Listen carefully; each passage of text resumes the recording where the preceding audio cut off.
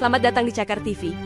Hari ini, kita akan melakukan perjalanan kembali ke masa lalu untuk mengungkap kisah epik di balik terbentuknya salah satu negara paling berpengaruh di dunia, Amerika Serikat. Sebuah cerita tentang penemuan, penaklukan, perjuangan, dan kelahiran sebuah bangsa. Kisah kita dimulai jauh sebelum nama Amerika ada, saat benua ini dihuni oleh beragam suku asli Amerika yang hidup dalam harmoni dengan alam. Peradaban mereka sudah kaya dan kompleks selama ribuan tahun. Namun, semua itu mulai berubah pada akhir abad ke-15, pada tahun 1492.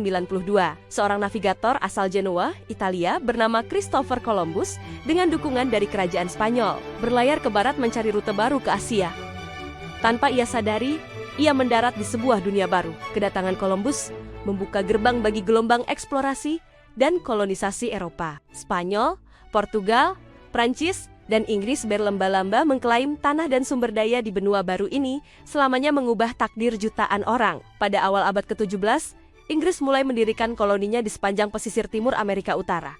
Dimulai dengan Jamestown di Virginia pada tahun 1607, sebuah pemukiman yang berjuang keras untuk bertahan hidup. Kemudian disusul oleh para pilgrim yang mencari kebebasan beragama, mendarat di Plymouth, Massachusetts. Pada tahun ke-1620, selama 1,5 abad berikutnya, 13 koloni Inggris tumbuh dan berkembang pesat, masing-masing dengan karakter dan ekonominya sendiri. Dari perkebunan tembakau dan kapas yang luas di selatan, hingga pusat perdagangan dan perkapalan yang ramai di utara.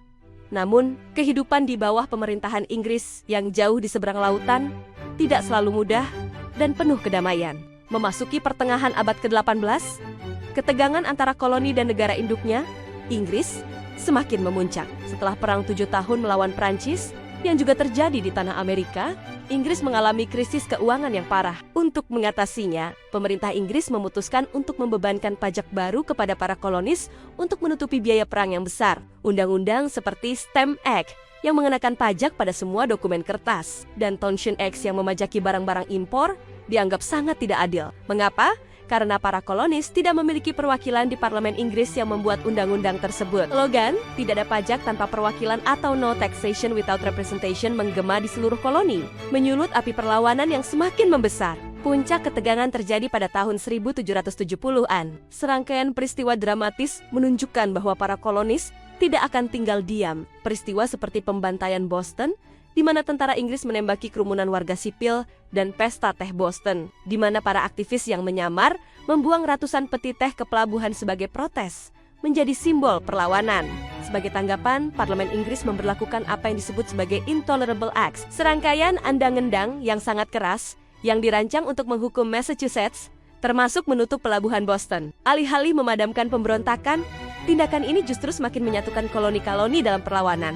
Pada tahun 1774, perwakilan dari 12 koloni berkumpul dalam Kongres Kontinental pertama di Philadelphia untuk mengordinasikan protes mereka secara serentak. Kurang dari setahun kemudian, pada bulan April tahun 1775, percikan api akhirnya menyulut ledakan. Pecahlah pertempuran pertama antara pasukan reguler Inggris dan milisi kolonial di Lexington dan Concord, Massachusetts. Tembakan yang terdengar di seluruh dunia ini menandai dimulainya Perang Revolusi Amerika. Di tengah kecamuk perang yang semakin meluas, para pemimpin koloni menyadari bahwa tidak ada jalan untuk kembali.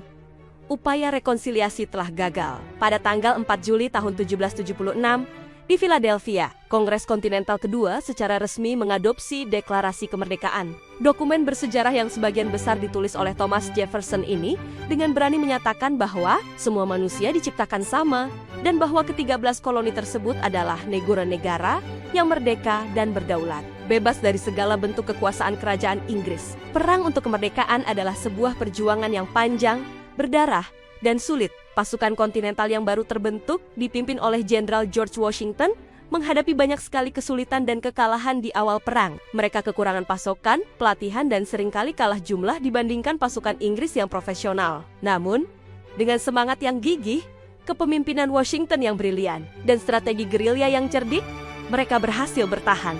Bantuan krusial dari Prancis yang ingin membalas kekalahannya dari Inggris menjadi titik balik. Kemenangan Amerika dalam pertempuran Saratoga pada tahun 1777 meyakinkan Prancis untuk secara resmi bersekutu dengan Amerika, menyediakan bantuan militer dan finansial yang sangat dibutuhkan. Akhirnya, pada musim gugur tahun 1781, buah dari perjuangan itu terwujud. Pasukan gabungan Amerika dan Prancis berhasil mengepung pasukan utama Inggris di bawah Jenderal Cornwallis di Yorktown, Virginia. Terjebak antara pasukan darat Amerika Prancis dan Angkatan Laut Prancis yang memblokade laut, Cornwallis tidak punya pilihan selain menyerah. Pertempuran besar terakhir dari Perang Revolusi telah berakhir dengan kemenangan telak bagi Amerika. 2 tahun kemudian, pada tahun 1783, Perjanjian Paris ditandatangani. Dalam perjanjian ini, Inggris secara resmi mengakui kemerdekaan penuh Amerika Serikat. Sebuah bangsa baru telah lahir dari api revolusi.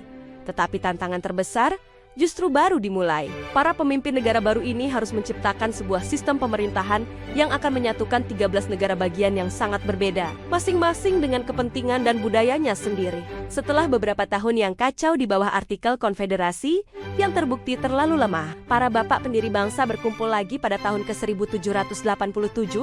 Mereka bertemu di Philadelphia untuk merancang Konstitusi Amerika Serikat, sebuah dokumen revolusioner yang meletakkan dasar bagi pemerintahan federal yang kuat namun terbatas, dengan sistem checks and balances yang inovatif untuk mencegah tirani. Konstitusi ini bersama dengan Bill of Rights atau 10 amandemen pertama yang menjamin kebebasan individu menjadi landasan hukum dan nilai-nilai demokrasi Amerika hingga hari ini. Dari penemuan yang tidak disengaja, melalui perjuangan kolonial yang berat, hingga deklarasi kemerdekaan yang berani dan kemenangan dalam perang revolusioner, terbentuklah Amerika Serikat. Sebuah eksperimen besar dalam demokrasi dan pemerintahan oleh rakyat, yang perjalanannya terus berlanjut dan membentuk dunia modern. Terima kasih telah menonton. Jangan lupa untuk menyukai, berbagi, dan berlangganan channel Cakar TV untuk lebih banyak konten sejarah yang menarik dan mendalam. Sampai jumpa di video berikutnya.